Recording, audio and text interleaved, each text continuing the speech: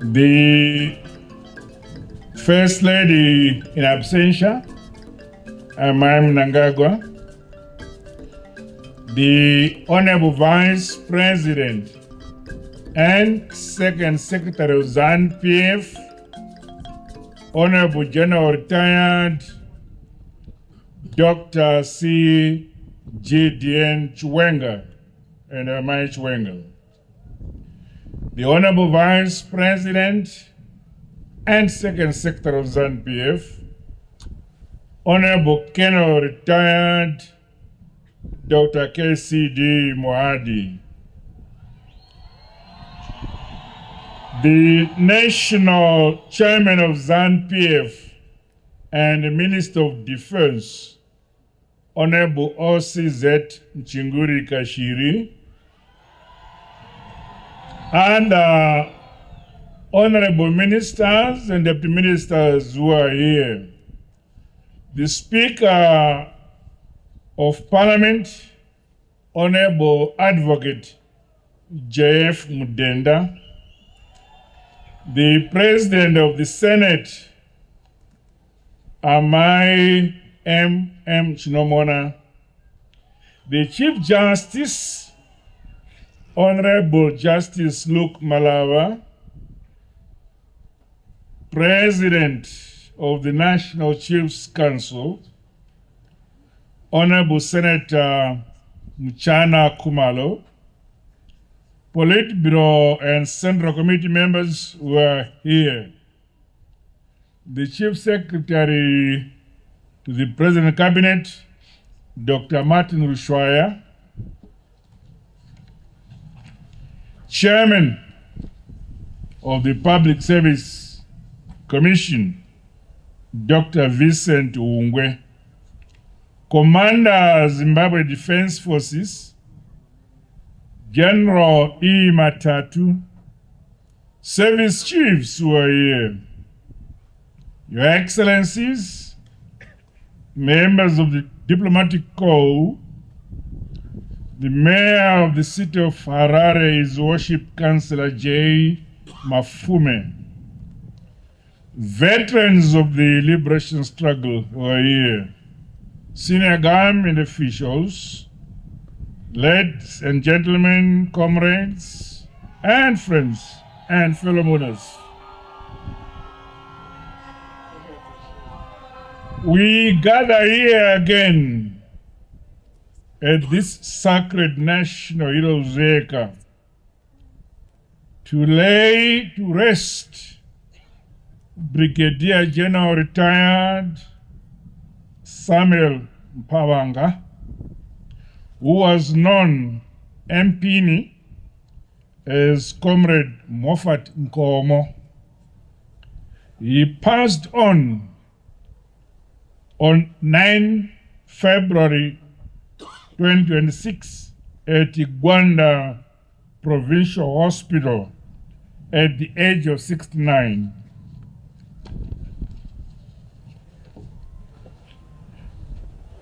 A gallant son of Zimbabwe, a distinguished patriot, and dedicated revolutionary, he played his indelible part towards the liberation of our beloved great motherland, Zimbabwe.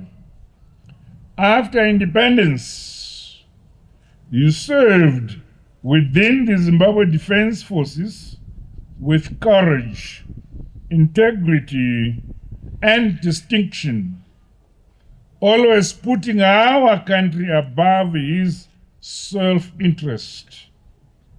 His leadership, commitment, and adaptability inspired many. We befittingly inter him at this revered national shrine alongside many luminaries of our nation. Our founding fathers, commanders of the liberation struggle, brave freedom fighters, and others who contributed to the development of our country in the post-independent Zimbabwe. On behalf of our Revolutionary Mass Partisan PF, the government of Zimbabwe, my family, and indeed on my own behalf, I wish to convey heartfelt condolences to his wife, the children, and the Mpamanga family at large. The nation mourns with you over this sad loss. May you continue to draw solace and comfort from the knowledge that our departed general was a true patriot whose life sets an undisputable example of consistency, persistency, sacrifice, and service to Zimbabwe. His contributions to our nation's independence, security architecture, peace, and development will never be forgotten. May his soul rest in peace. My dear comrades, friends, and countrymen and women, the late Brigadier General retired Mpamanga was born in Gwanda, Matabeleland South Province, in 1956, and grew up against a background of increasing colonial supremacy on one hand and the rapid decolonization of Africa on the other. Discriminatory legislation such as the Land Apportionment Act of the early 1930s and the Native Land Husbandry Act, enacted in 1950 and 51, had seen mass evictions of Africans from their birthlands. This resulted in the creation of the so-called native reserves, along with other measures advancing political and socio-economic discrimination in our motherland. The late national hero was only 9 years old, doing primary education at Mapate Primary School, when the racist Ian Smith-led government, without shame, unilaterally declared independence in 1965. After completing his junior secondary education at Bridge Primary School, he proceeded for secondary education at Manama Mission from 1971 to 1972 and Matobo Secondary School from 1973 to 1974. Many schools of yesteryear, like those attended by our heroes throughout the country, were the hotbeds of political education and awakening which so many young people make the crucial decision to fight for the liberation, the freedom and independence of our country, Zimbabwe. Such was the centrality of schools as mobilization grounds towards our liberation war efforts. At the present time, there is a new kind of revolution, one that is driven by science, by technology, and digitization and innovation. Education institutions must rise to the occasion and produce young people that can effectively drive the development, prosperity, and growth of our nation. I further challenge the sector, along with the youth and the learners at every level, to be inspired by our rich liberation war history and leverage on our heritage-based education 5.0.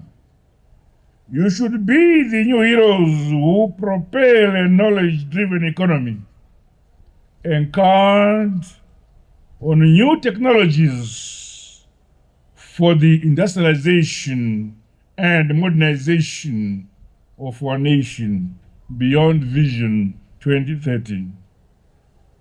My dear fellow mourners, against the main challenges and dangers associated with joining the liberation armed struggle, our late national hero crossed the border via Botswana to join the liberation armed struggle under ZIPRA in 1977. Following perilous journey, which included imprisonment at CDE prison, he was airlifted to Nampundwe camp in Zambia. After undergoing training at Mulungushi camp, the late Comrade Mofan Komo, along with other trainees, left Zambia for further military training at Odessa in the then USSR until 1979. Upon his return from Russia, he was appointed instructor at Solwezi and later deployed with other ZIPRA cadres to Siavonga along the Zambezi River. He held the appointment of military commissar until he was attested into the Zimbabwe National Army in 1980. My dear comrades, we have a rich and diverse culture, as well as an intricately woven history. These, along with the regional and international solidarity we enjoyed during the liberation struggle, together with our country's experiences under heinous Western sanctions, inform our national character and shape our values and beliefs today. As the people of Zimbabwe, we know the strength of our unity, the pain of war, and the power of resilience. The story of our forefathers under colonialism, culminating in the armed liberation struggle, must be told in its entirety from the narratives of all participating voices. The unitary and indivisibility of our state must be jealously be defended. Likewise, our development, industrialization, modernization, and prosperity should continue to be all-encompassed and encompassing. No person, place, or region must be left behind. It is in this spirit that the Second Republic under ZANU-PF is accelerating the devolution and decentralization agenda. Our departed national hero has passed on at a time when preparations for the hosting of this year's Independence Day celebrations in his home province of Matabeleland, South Province, are at an advanced stage. In addition, progress is ongoing in various districts of the province to improve road infrastructure, water availability, agriculture productivity, and energy access. To improve access to training and skills development for the youth and women, the construction of a vocational training center at Matobo district has commenced. The Second Republic is scaling up policies and programs that will see the full realization of the aspirations that inspired many of the sons and daughters of Zimbabwe to wage the protracted war of liberation. National unity, national peace and development, and social cohesion remain at the core of all activities of our government. Similarly, the solidarity and support that helped us in our war for independence and endure the years under sanctions inform our choices today.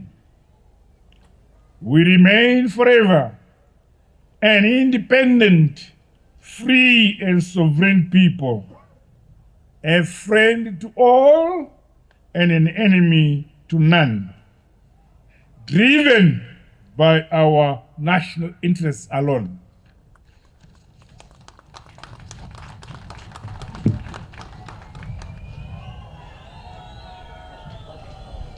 Zimbabwe is internally grateful to our friends and allies who stood by us. We share our vision of a just and equitable world and will continue to build bridges, not walls, as we work within the Committee of Nations towards global peace, security, and shared development for all. This is the long-standing spirit and ethos that sustained liberation war fighters, such as our national hero, the late retired Brigadier General Mpamanga. He served our country in the military with diligence and utmost professionalism. He had a traceable and illustrious career in the Zimbabwe Defense Forces, systematically undertaking military career courses in accordance with his rank.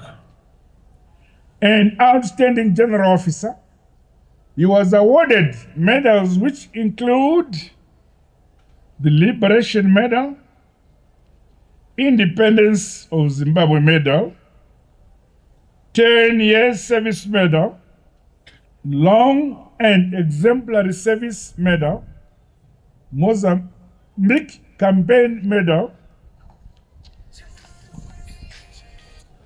DRC campaign medal, Grand Officer of the Zimbabwe Order of Merit Award. The late retired Brigadier General Mpabanga never sought preference or special recognition and dutifully performed in appointed designations without grumbling or bickering, always remaining loyal, trustworthy, and reliable. He never exhibited a sense of entitlement or an attitude of superiority. He was a humble officer and a son of Zimbabwe. These are the character traits demanded of the current and the future crop of leaders in public service, as well as in the security sector. In my capacity as the President and Commander-in-Chief of the Zimbabwe Defenses, I promoted our late national hero to the rank of Brigadier General upon his retirement in August 2022. He remained unquestionably loyal, patriotic, disciplined, and dedicated to serving our motherland until his demise.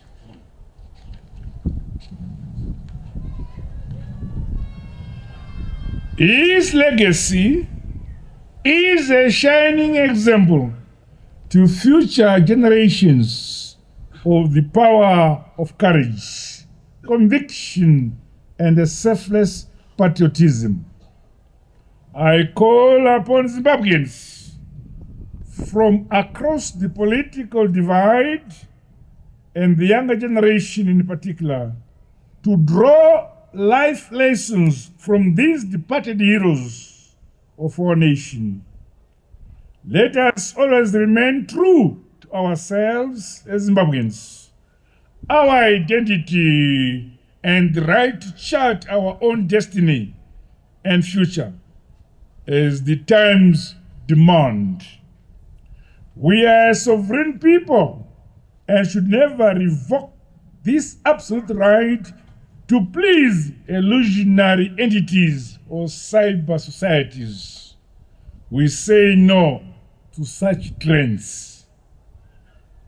Zimbabwe is an independent country. We shall do that which is right and necessary for us, so that our people can enjoy a higher quality of life and well-being.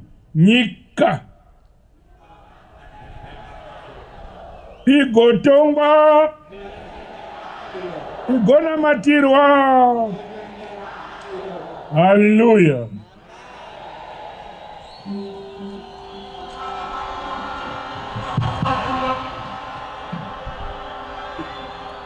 My fellow mourners, as we lay to rest our national hero, the late retired Brigadier General Mpabanga, I say to him, you fought a good fight. You ran a good race and saved your beloved motherland, Zimbabwe, with exemplary devotion. Hamba kahle, mntana wenhlabathi. Lala ngokuthula, qawe lamaqhawe. Famba zvakanaka mwana wevu, zorora murugare gamba redu. Go well, son of the soil, may your soul rest in eternal peace. God bless you all. God bless Zimbabwe.